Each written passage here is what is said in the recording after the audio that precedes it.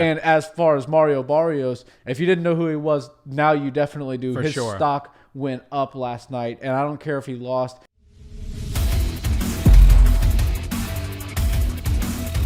What's up, Barnhill family? Welcome back to the channel. Yo.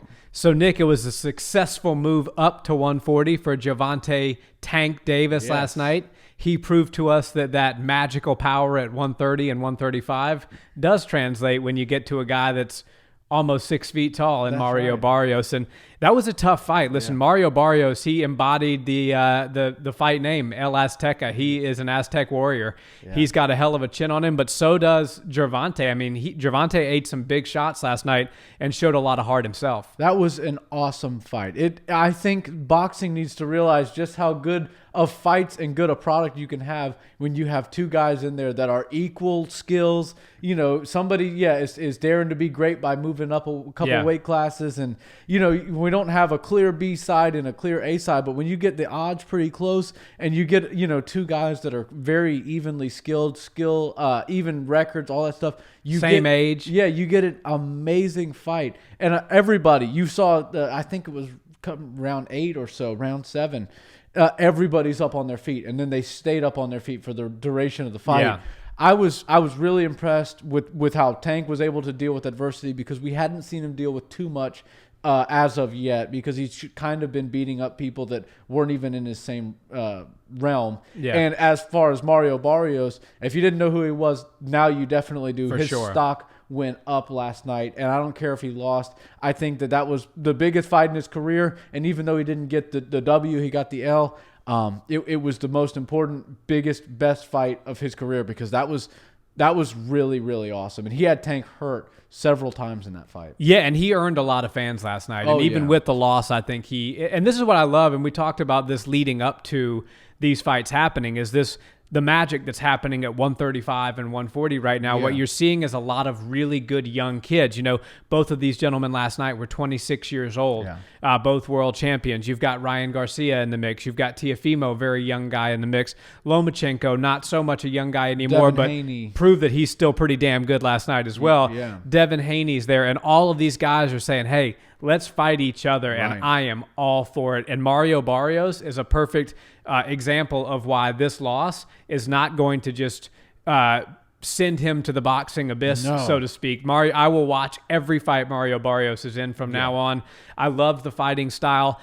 Speaking of the X's and O's of the fight itself, I think Barrios, when he found success, he was using his range, he was using his jab, and then he was setting up combinations off of that, landing some big hooks, some nice straight right hands to the face of Gervonta that sort of split the guard. Where Gervonta started to have his success was where he kind of was walking right into range, and I guess he had to land a few power shots to be able to get the respect of Barrios, to be able to just step into his range without getting cracked. Yeah. And that was where he found those devastating body shots, the body uppercut that put Barrios down, that was kind of the beginning of the end, and some of those, you know, really flush hooks that he landed. Yeah. It was a great performance. This was, and we talk about Terrence Crawford possibly being one of the best finishers in the game. I think we got to put Tank up there as well, because Tank is like a pit bull. When he knocks you down, it's literally the ref has to throw him off and say, go over there.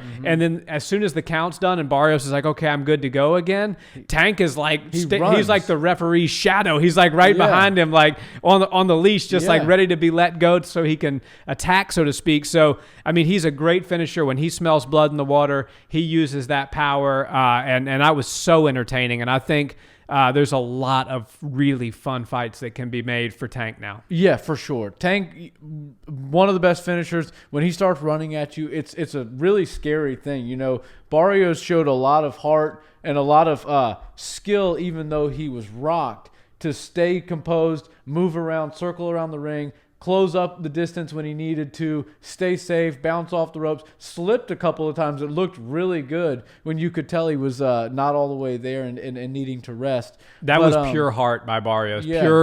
Pure heart and grit to get through those knockdowns and continue on in the 8th round. Yeah, yeah. And then, you know, he came back and had one of his best rounds right after that, because Tank had thrown everything at him and really had nothing left in the gas tank. He needed to take about a 2 or 3 minute break. So he was like, you know what, I'll give this round some time. I'll breathe a little bit. But that was pretty dangerous. And, one thing that stuck out to me was the fact that Floyd Mayweather was standing ringside, and he was kind of taking the role as the head coach for Tank. He was getting the most words in the 60 seconds that they have between rounds, instead of Gervonta's official corner.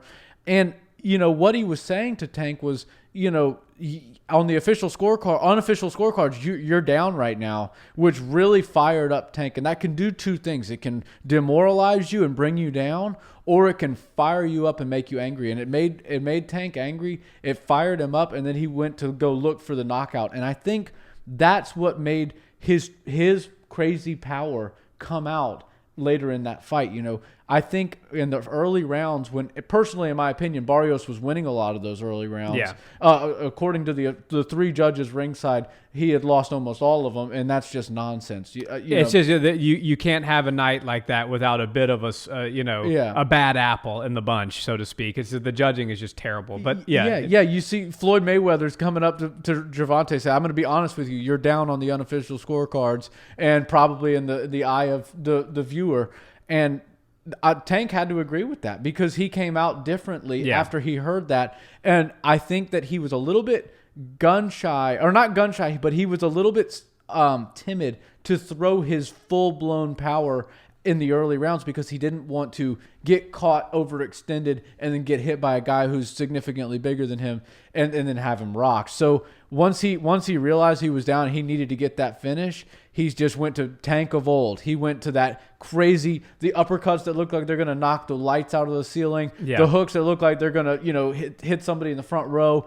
And it was really impressive. He dealt with the adversity. He moved forward and he got the job done. Yeah, and the funny thing is I wasn't so much concerned about Tank's power not translating to 140, just the opposite, really. I was wondering how Tank would respond when a really powerful guy who's probably lives 20 to 30 pounds heavier than him hits him flush. Yeah. And I think more than anything, because we all know, if you get hit by Tank Davis and you're a 200-pound guy in a bar, you're not going to be like, oh, this guy's only 130 pounds. He doesn't hit that hard. He's going to knock you out. Right. So the question was not so much that. It was, can Tank absorb a shot from a guy who's much bigger than him and keep pressing forward and keep landing big shots of his own. So I think the real unsung hero of last night was Tank's chin. Yeah. Because Barrios hit him flush multiple times and Tank never hit the canvas. There was a couple times I thought he was going to.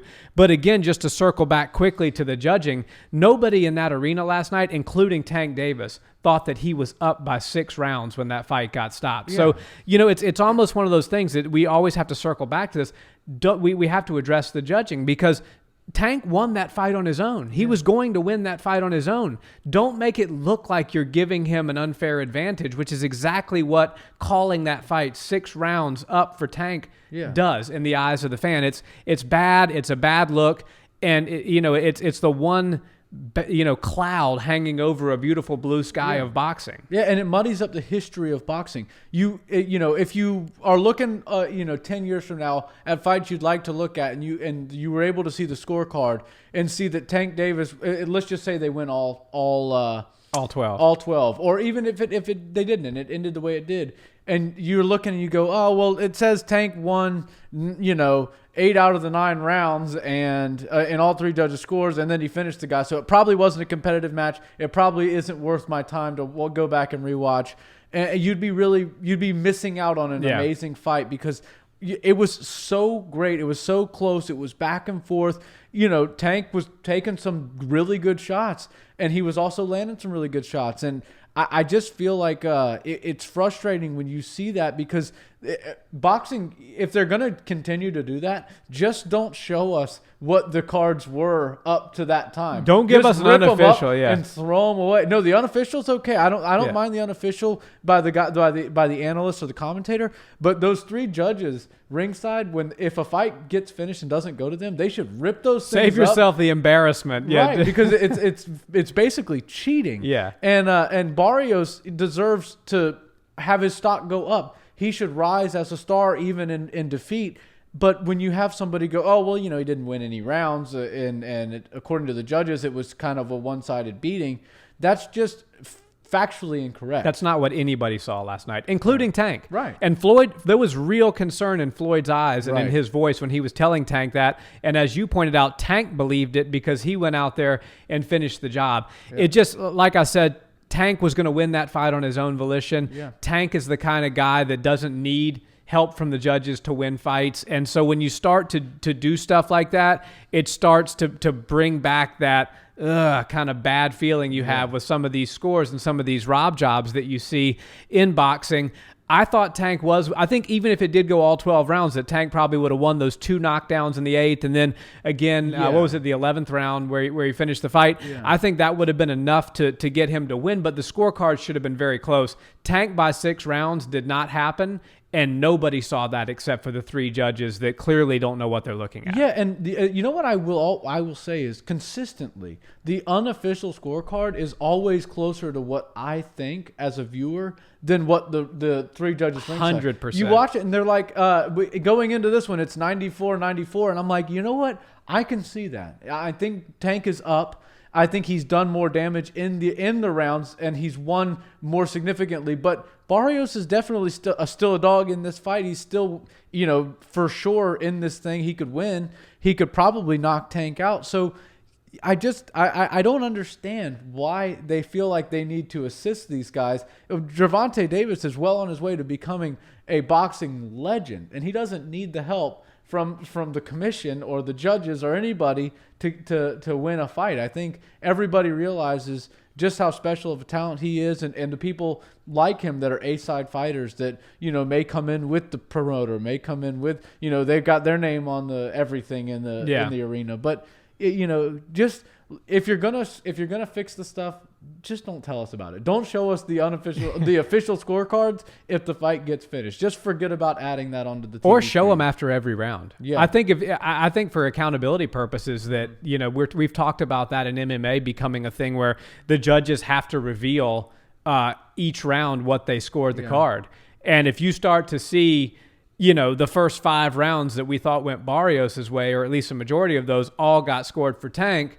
you're going to start to hear some boos from the crowd. You're going to start, even though that was a very pro-Tank crowd last night, nobody wanted Tank to be given a gift. They wanted to see Tank get a spectacular knockout as he did. They didn't want to see a rob job. And everybody in that crowd last night, by the way, became a fan of Barrios after his performance. But, I think there should be some more accountability, but that's another topic for another video. Tank Davis did a phenomenal job last night, and I just cannot wait to see what's next. You have so many people between 130 and 140 that are elite, and he's shown that he wants the big challenges, and he's not shying away from the tough ones. Yeah, imagine a world where we would hear after the fight from all 3 judges that were ringside. If we could hear their thoughts, their take on the fight that they just saw round by round, I think that would be something really cool. But Barrios, they'd have to take their blindfolds off first. Yeah, his stock went way up for me. I can't wait to see what he does next. And of course, Tank dared to be great. It paid off for him. I can't wait to see what he does next either. Me either. Guys, thanks so much for watching this video. Let us know in the comments, did you become more of a fan of Mario Barrios even in the loss? And who do you think Tank Davis should fight next? As always, we really appreciate you watching our videos. A like, comment, and subscribe goes a long way in helping us out. So we appreciate that, and we will see you in the next one. Peace.